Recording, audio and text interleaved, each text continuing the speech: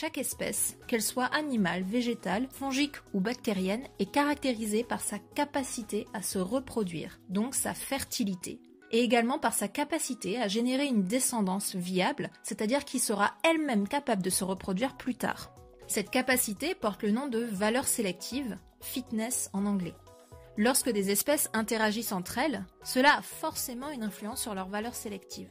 Nous allons étudier un premier cas où l'interaction entre deux partenaires va entraîner une augmentation de la valeur sélective des deux partenaires. Cette valeur sélective peut augmenter par exemple si deux espèces coopèrent et s'échangent de la nourriture qu'il leur serait beaucoup plus difficile d'acquérir sans l'autre. Par exemple, 90% des plantes à fleurs s'associent à des champignons du sol au niveau de leurs racines. Ces champignons, on les appelle les mycorhizes. Les arbres qui produisent du sucre par photosynthèse au niveau des feuilles le transfèrent par leur sève aux champignons, qui en contrepartie utilisent leurs filaments pour absorber efficacement l'eau du sol et le transférer à la plante. Cela augmente la valeur sélective des deux partenaires. Cette interaction, qui s'établit très tôt lors de la croissance de la plante et qui se terminera à la mort d'un des deux organismes, est donc durable dans le temps et porte le nom de symbiose.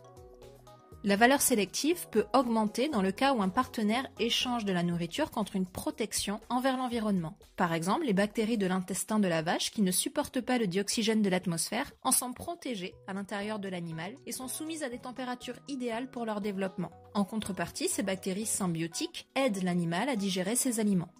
La valeur sélective peut également augmenter dans le cas où une espèce augmente la fertilité de l'autre.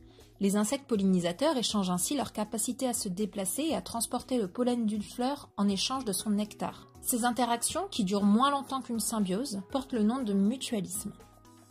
Dans certaines interactions, la valeur sélective d'une espèce augmente, mais celle de l'autre diminue. Ainsi, certaines plantes rentrent en compétition pour accéder aux ressources comme la lumière, en poussant de plus en plus haut, ou pour les sels minéraux du sol, en étendant leurs racines de plus en plus profond. La plante qui arrivera à optimiser ces deux types de croissance verra sa valeur sélective augmenter au profit de l'autre. Dans les relations où une espèce est exploitée par une autre, comme dans la prédation, la valeur sélective des proies diminue au cours du temps par rapport à celle des prédateurs. Toutefois, dès que la population de proies est trop faible, la population de prédateurs vient à diminuer, faute de sources de nourriture suffisantes, ce qui permet aux populations de proies de se reconstituer et d'inverser les valeurs sélectives. Il y a donc une véritable dynamique des populations, des proies et des prédateurs qui s'établit au cours du temps.